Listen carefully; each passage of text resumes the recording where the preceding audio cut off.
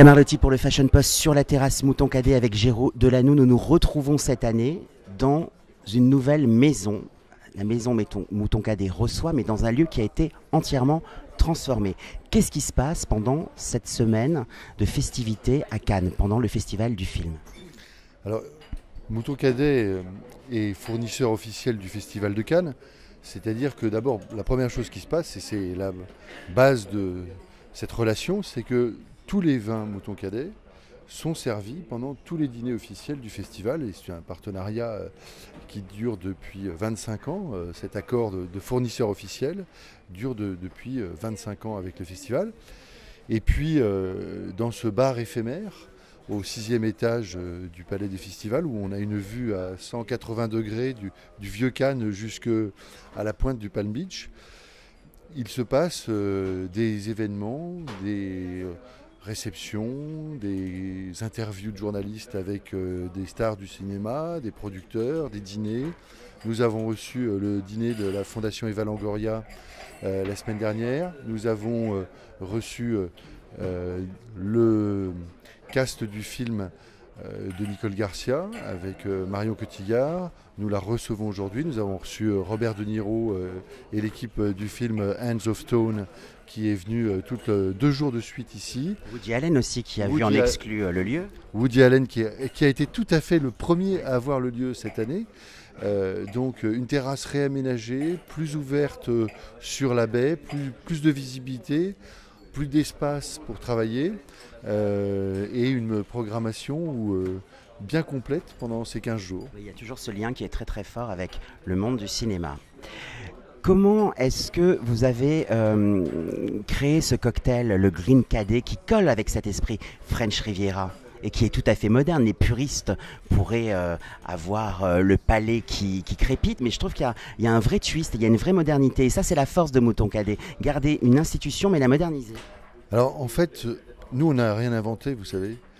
Le baron Philippe nous a légué un héritage que la baronne Philippine nous a de nouveau légué, qui est cette capacité à de temps en temps casser les codes et sortir du cadre. Imaginez que le baron Philippe a créé Mouton Cadet en 1930. À l'époque, c'était le premier second vin. Il a été le premier à faire la mise en bouteille intégrale au château. Il a été le premier à avoir eu l'idée de faire faire ses étiquettes par des artistes. Tout ça, quand on y réfléchit, dans les années 30-40, c'est d'une modernité incroyable.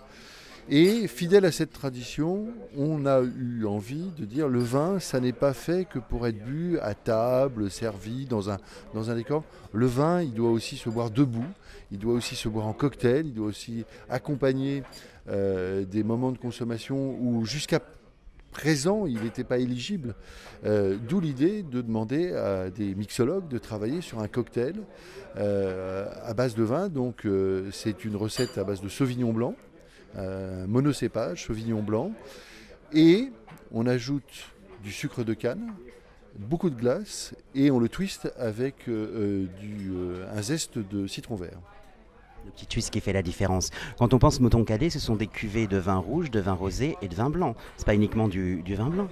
Alors pas du tout, il y a un Mouton Cadet présent sur les 3 couleurs, Mouton Cadet rouge avec plusieurs gammes, des gammes d'appellation, des gammes avec des différents assemblages, plus ou moins haut de gamme, et puis le blanc qui existe donc en blanc d'assemblage et en monocépage avec le Sauvignon blanc, et le rosé qui est bien évidemment un vin d'assemblage. Est-ce que vous pouvez me donner 3 exemples d'associations cuvées, mais comment par exemple on pourrait apprécier le Mouton Cadet blanc avec quel plat, le Mouton Cadet rose, le Mouton Cadet rouge, juste comme ça, même par rapport à votre feeling? Alors je vais vous dire à la fois par rapport à mon feeling et aussi par rapport à ce qu'on fait. Mouton Cadet Rosé, on a maintenant depuis 3 ans une association avec Bellota et une tranche de pâte à negra ou quelques tranches de pâte à negra avec un verre de Mouton Cadet Rosé. C'est merveilleux parce que comme c'est des rosés de Bordeaux, ils ont un peu plus de corps que des rosés très légers. Et donc avec le goût de la pâte à negra qui est un peu fort et cette graisse résiduelle, ça se marie merveilleusement bien. Le Mouton Cadet blanc d'assemblage, on travaille depuis maintenant 5 ans avec les huîtres Gilardeau et on fait des opérations association huîtres, une assiette d'huîtres et le mouton Lyotte, exactement. Et alors moi je vais vous donner mon coup de cœur personnel sur le mouton cadet rouge. Mouton cadet rouge avec un morceau de comté et quelques grains de raisin. Voilà, ça sera un très très bon moment. J'ai une dernière question. Vous savez qu'il y a une vraie tendance en ce moment au niveau des rosés. Et au niveau, j'ai envie de parler de Pantone, de coloration du vin.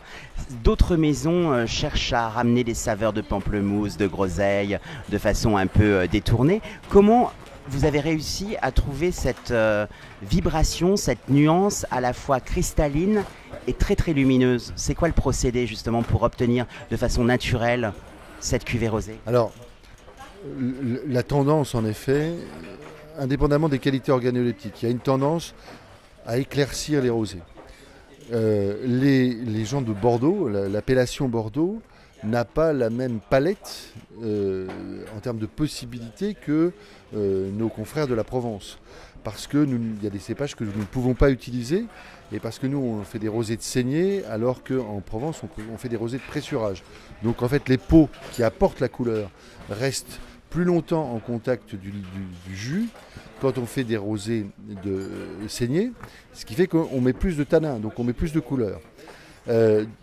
Si demain on voulait faire en Bordeaux un rosé quasiment blanc, on pourrait le faire, mais sauf qu'il n'aurait pas de goût.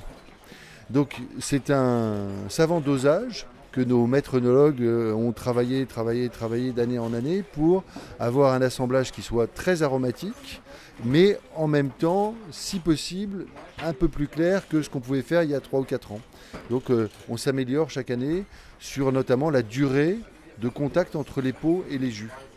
Écoutez, c'est très intéressant. Vous nous avez mis l'eau à la bouche et la rencontre a été hyper didactique, comme quoi derrière et dans une bouteille de vin, il y a des savoir-faire, une expertise et une belle maison avec Mouton Cadet. C'était William Arlotti pour le Fashion Post. Je vous donne le mot de la fin. Je vais vous donner le mot de la fin, c'est la comparaison entre le vin et le cinéma. Au cinéma, il y a des gens qui font des films. C'est un peu comme nos œnologues, nos viticulteurs qui font des produits. Il y a des critiques. Ce sont les œnologues et les sommeliers qui jugent les vins, comme à Cannes. Et surtout, il y a des consommateurs qui, en fonction de leur goût, de leur moment, ont envie ou pas envie d'aller voir des films. C'est une très belle conclusion. Vous auriez pu faire du cinéma. Je suis sûr qu'un jour on vous retrouvera derrière la caméra, mais pas pour une interview, dans une pellicule en Super 8. Je vous remercie. C'était William Arlotti pour le Fashion Post, 69e Festival de Cannes, terrasse Mouton Cadet Wine Bar. À l'année prochaine.